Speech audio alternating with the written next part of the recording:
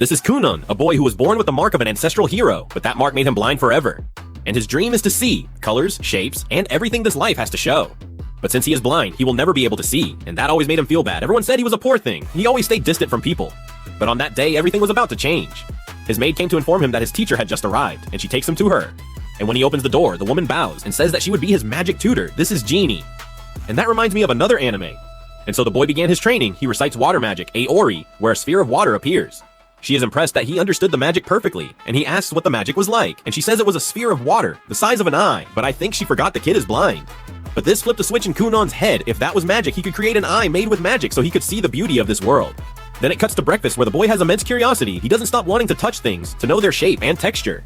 He asks his maid, Iko, what that was, and it was lettuce, and he picks up something from the plate, which I don't know if only I thought it was a nut, or if the animators who made this anime need some drawing lessons. And she says that was an apple. I can't complain. The guy is blind. But Iko says it was a plum. He says he wanted to at least know what he was eating, to know the texture of things. But Iko gets excited and starts rubbing the fruit on Kunon's face, and he says to cut the maid's salary. And then it cuts to the room with his teacher, and she asks what he wanted to read, and he says he wanted to know about the history of the hero who marked his body. The woman gets a bit scared by the request, but tells the story. A long time ago, a hero from Hunglia fought against the forces of the Demon King and his successor, but in that battle, he ended up losing a leg and his arm, and all who are born with the will of that hero can be born without an arm or a leg, or even their sight. But he doesn't care about the hero, he just wanted to see, and if he learned magic, he could finally create his own eyes. Even Iko is surprised by Kunon's evolution in magic. But he starts to feel his strength going away, and falls to the ground, scaring his maid. And then it cuts to Kunon complaining, because he was still far from creating his eye. Here you can see how crazy and perverted his maid is. She says her love would heal him, but he says it wasn't enough anymore, and then she says the only thing left was for them to sleep together. And just so you know, Kunon is so focused on his goal that he refuses to fool around with his maid. That's my boy. But he is getting very tired. Iko says he was growing and eating little, so it had to be slow, but if he faints with such a simple magic, he would never reach his goal. He also wants to gain some muscles.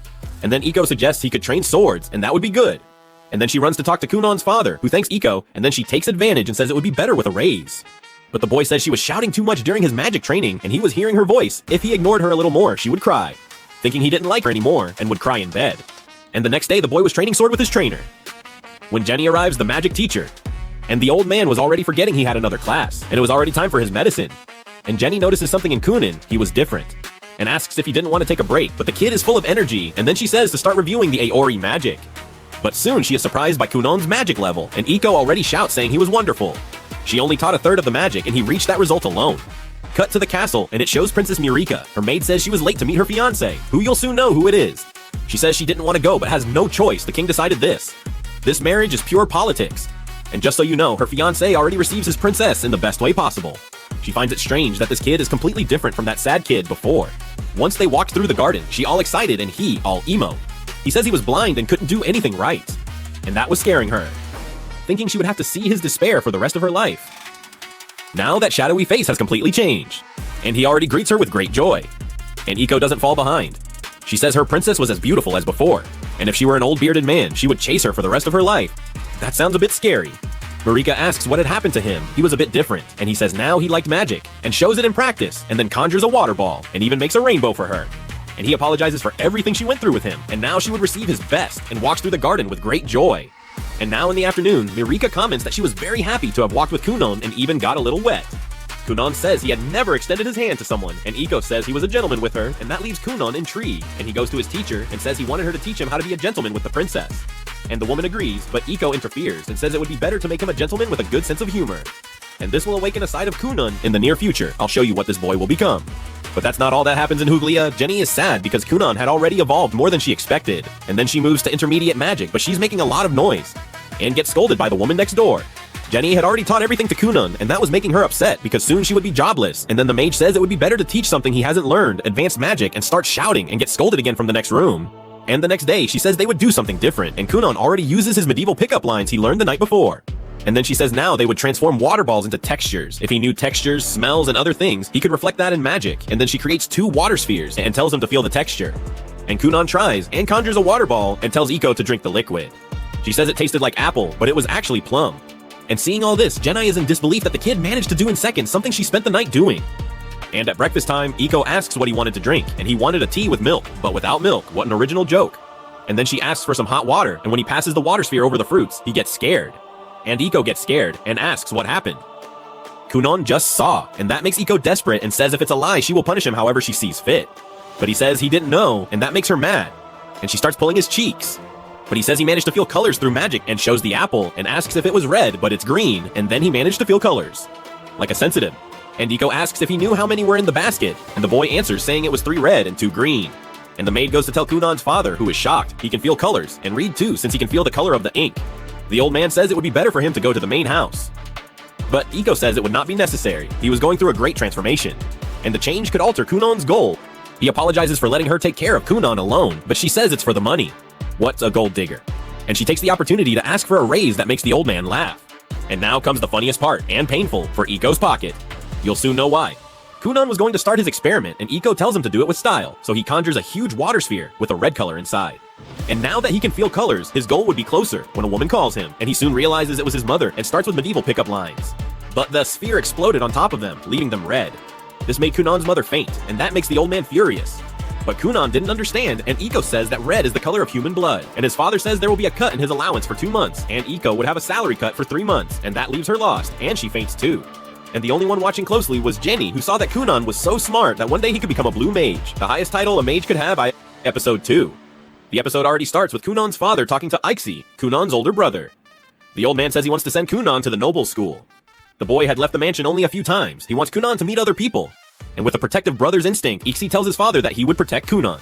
Then it already shows Kunon and his maid, where Iko asks what he was reading, and he says he was reading about a technique to read the future in water and predict the future, and Iko asks if she could see where she lost the glow of her youth. And then their flirting starts. Kunon says she was perfect and beautiful. She says that maybe with that she could find a husband for herself, and he says no man would leave her alone, and that if he were not the Marquise's son, he would take her as his wife. And she gets all excited. And who was watching this was the teacher. She taught him to be an aristocratic gentleman, even with Iko's request for him to be a gentleman with a sense of humor. But he seems a bit frivolous. He asks the teacher what was wrong with her, and makes a toast to her beautiful eyes. Now that I find funny. At night, Iko and Kunon go to Kunon's father's office where he wants to talk to him. And on the way, Iko asks Kunon to make water balls that heat up. And Kunon wondered why his father called him, and Iko says maybe he did nothing wrong so he wouldn't be scolded. He had already learned his lesson from the blood incident. But it was her fault. She told him to do something flashy.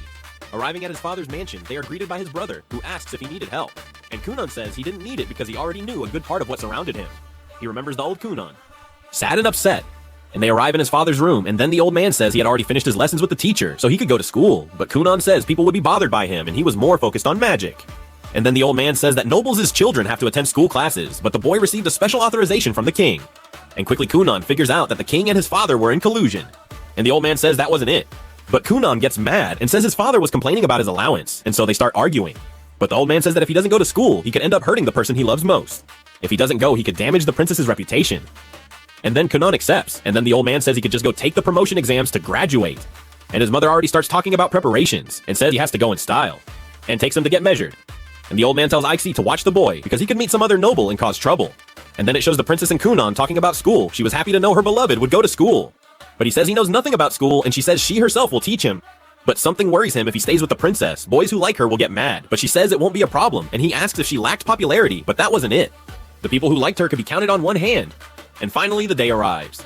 And again, Iko starts her little act with Kunon. And she says he looked magnificent, and if he wasn't the one who served as a model for the prince. And it seems they discovered your secret, Kunon. And before they go, Kunon casts a water spell on the wheels, so it wouldn't shake. And on the way, Ixi asks his brother if he wasn't afraid of going far from home. And now Kunon is strong. He had blamed himself for the time Kunon got hurt. But now he was fine. But he says he would live his life. And Ixi wonders if his brother was always like that. Or maybe it was Iko's influence. And Iko is not a good influence. Then they arrive at the school and are greeted by Marika, and Kunon already comes with his chivalrous lines and says she was radiant and he could talk all day about how happy he was. And she praises him back, saying his tie was also beautiful. And he says it was as beautiful as the princess, but she plays along and says it was better. And Ixi just standing there as a third wheel.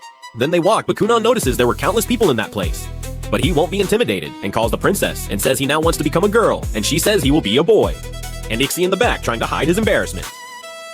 And then it cuts to the gate, where the teacher says she would be responsible for the Marquise's son, and the girls already start shouting, asking who that handsome boy was. The teacher cast tells Kunon she would be his guy, and he introduces himself and says he was now a girl she doesn't understand. And then the bell rings and they say goodbye. And who was watching all this was the prince. He knows Kunon has the hero's mark, and gets mad and leaves. In class, Cast asks if he already knew how the system worked, and he says he just had to pass the 5 tests and he would graduate.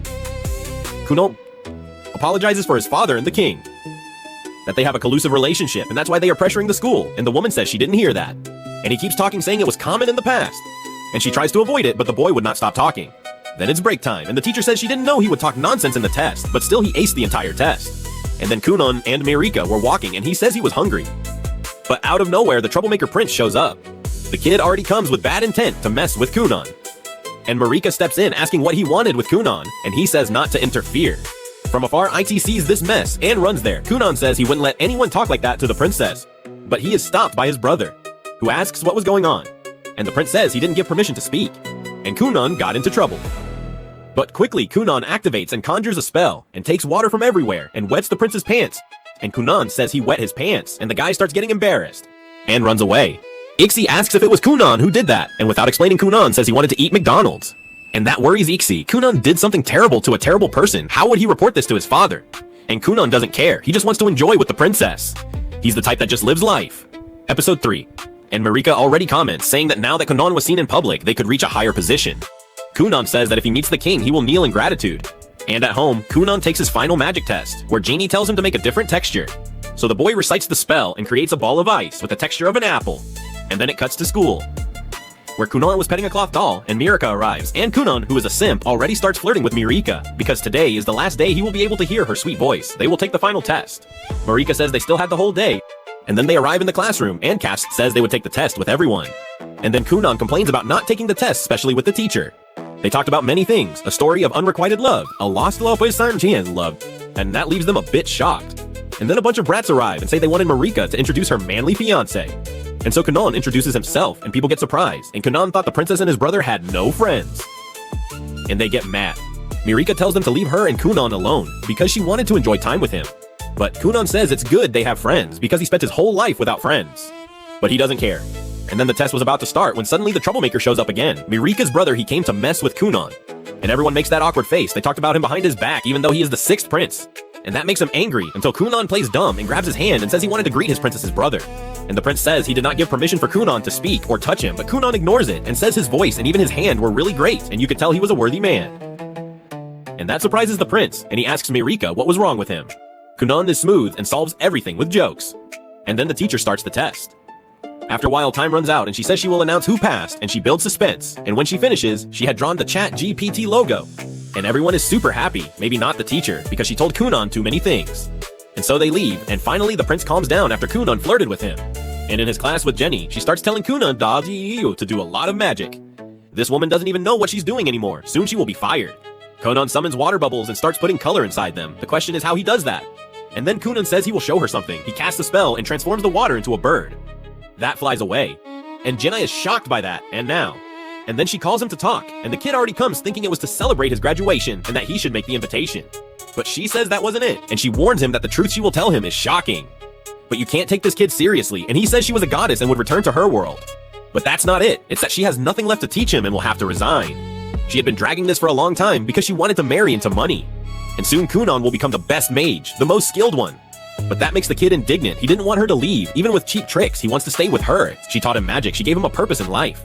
But she was already tired, and Kunon appeals to money. She was doing this because the pay was low. He would tell his father to increase her salary, but she says it wasn't because of that. She just couldn't stand doing nothing anymore.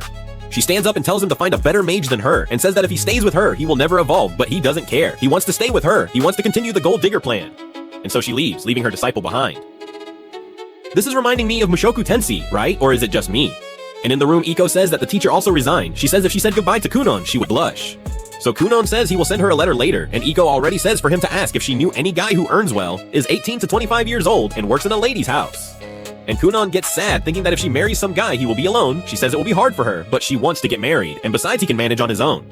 And he gets angry and says he won't write anything to her, And at dinner, Kunon says he wants a teacher to be his mentor, and Ixi interferes and says there was a rumor about a court mage who was amazing, and the old man already starts getting annoyed. Kunon's mother gets interested and says he was handsome, that's Zio for role, And the old man shouts saying it was impossible for a court mage to be his teacher. But Kunon says his father had a collusion with the king, so why would it be difficult? These mages are elite, and only the king can give orders to them, and then Kunon has a crazy idea, and says he would follow his father to the capital and get lost in the castle and become the apprentice of a powerful mage, a Dumbledore, a Gandalf, and so on. But this plan has many flaws, so Kunon appeals to his mom, and she gets charmed and convinces his father. Plan B successful. And then the old man gives in and says he will talk to the king. And in the kingdom, in the Black Castle Tower, the director receives the request saying there was a super intelligent boy and they wanted a court mage to be his mentor. And a very beautiful woman says he is her sister's fiance, and she is crazy about him. The old man remembers he didn't take his medicine and realizes